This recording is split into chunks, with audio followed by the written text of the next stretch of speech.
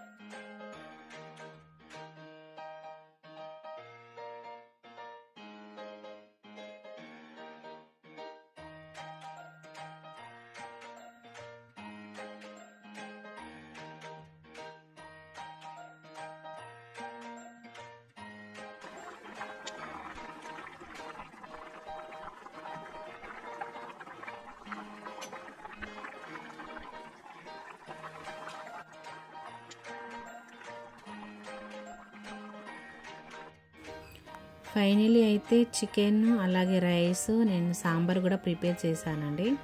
ఇవైతే కంప్లీట్ అయిపోయాయి అన్నీ.